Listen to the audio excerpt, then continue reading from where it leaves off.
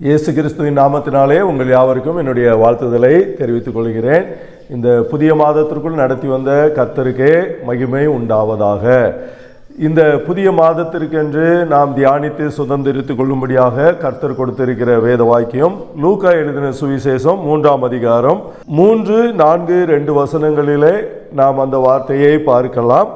கர்த்தருக்கு வழியை ஆயத்தப்படுத்துங்கள், அவருக்கு பாதைகளை செவ்வை பண்ணுங்கள் என்றும், பள்ளங்களெல்லாம் நிரப்பப்படும், சகல மலைகளும் குன்றுகளும் தாழ்த்தப்படும், கோணலானவைகள் செவ்வையாகும், கரடானவைகள் சமமாகும் என்றும். பள்ளமெல்லாம் நிரப்பப்படும். இந்த வார்த்தையின்படியே இந்த மாதம் முழுவதும் கர்த்தர் நம்முடைய வாழ்க்கையில் இருக்கிற பள்ளங்கள் எல்லாவற்றையும் அவர் நிரப்பி நடத்துவாராக. இந்த வேத வாக்கியம் பழைய ஏற்பாட்டிலே ஏசாயாவின் புஸ்தகத்திலே இருக்கிற அந்த தீர்க்க தரிசன வார்த்தையை நாம் வாசிக்கலாம். புதிய ஏற்பாட்டு காலத்திலே யோவான் ஸ்நானகனை குறித்து இந்த வார்த்தை சொல்லப்பட்டிருக்கிறதை நாம் அறிந்திருக்கிறோம். இந்த யோவான் ஸ்நானகனை குறித்து நாம் வாசித்து பார்க்கும்போது லூக்கா 3ஆம் அதிகாரம் 2ஆம் வசனத்திலே நாம் வாசிக்கும் போது, அன்னாவும் காய்பாவும் பிரதான ஆசாரியராயும் இருந்த காலத்திலே வனாந்தரத்திலே சகரியாவின் குமாரனாகிய யோவானுக்கு தேவனுடைய வார்த்தை உண்டாயிற்று. வனாந்தரத்தில் இருந்த யோவானுக்கு தேவனுடைய வார்த்தை உண்டாயிற்று என்று சொல்லி பார்க்கிறோம். நகரத்தில் இருக்கிறார்கள் பிரதான ஆசாரியர்கள், ஆலயத்தில் இருக்கிறார்கள், அவர்களுக்கு தேவனுடைய வார்த்தை வரவில்லை.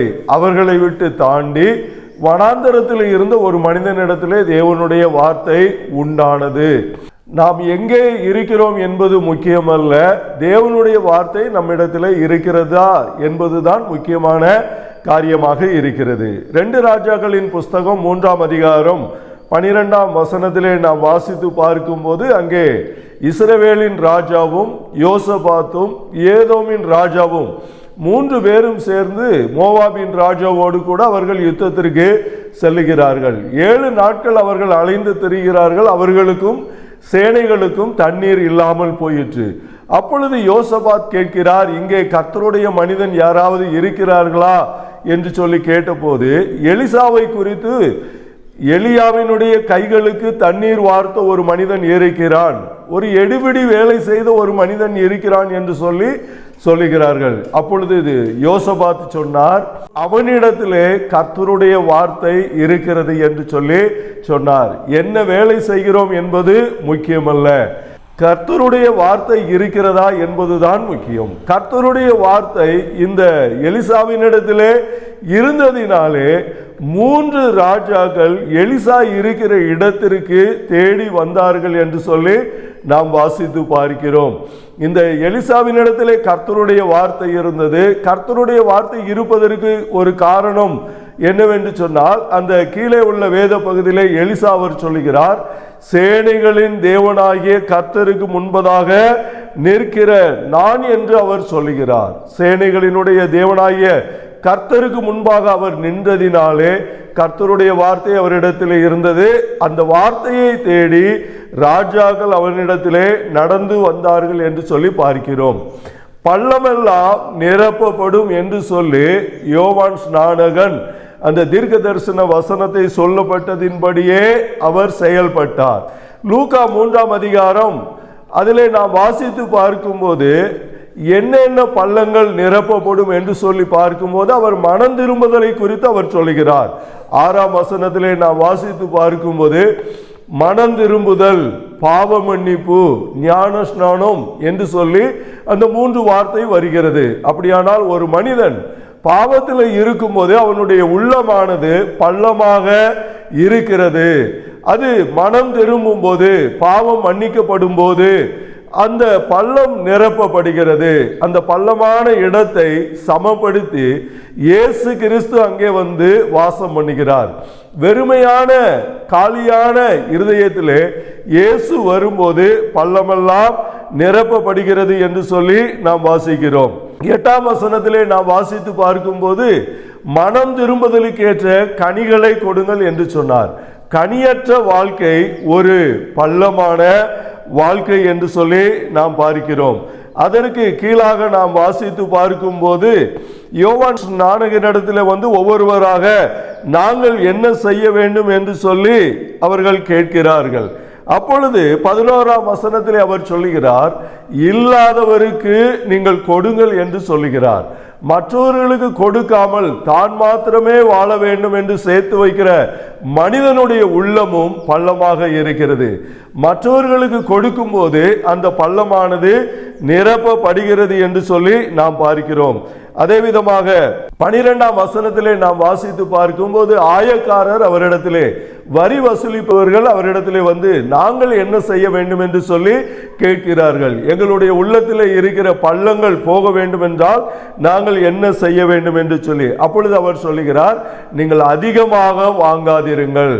குறிப்பிட்ட தொகைக்கு மேலாக நீங்கள் வாங்கும் போது உங்களுடைய உள்ளம் பள்ளமாகிவிடும்.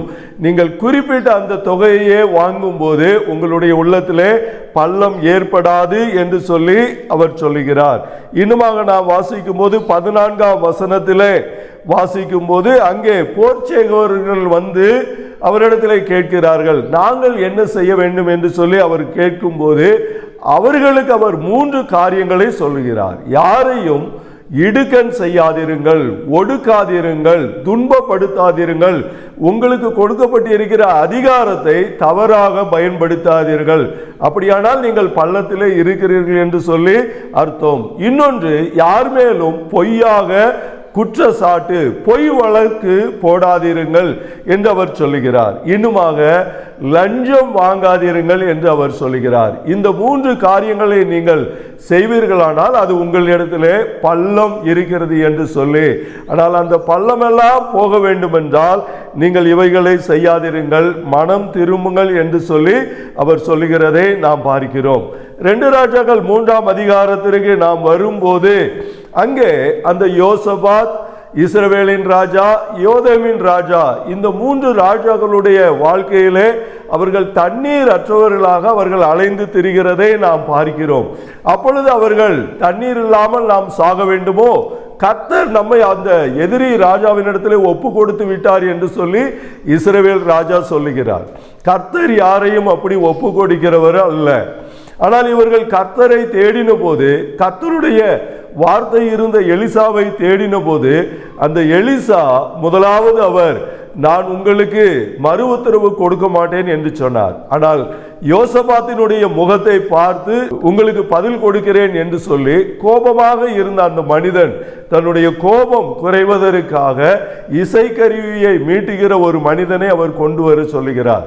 அந்த இசைக்கருவியை மீட்டின போது இவருடைய உள்ளமானது சமாதானம் அடைகிறது, தேவனுடைய பிரசன்னம் இறங்கி வருகிறது, தேவனுடைய வார்த்தையை சொல்லக்கூடிய சூழ்நிலை உண்டாகிறது. இன்றைக்கு கூட நாம் சபைகளிலே இசைக்கருவியை மீட்டுகிறோம். அந்த இசைக்கருவி தேவனுடைய பிரசன்னத்தை கொண்டு வருகிறதாக, தேவனுடைய ஜனங்களுடைய உள்ளத்தை கர்த்தருடைய வார்த்தையை கேட்பதற்கு ஆயத்தப்படுத்துகிறதாக இருக்கிறதையும் நாம் பார்க்க முடியும்.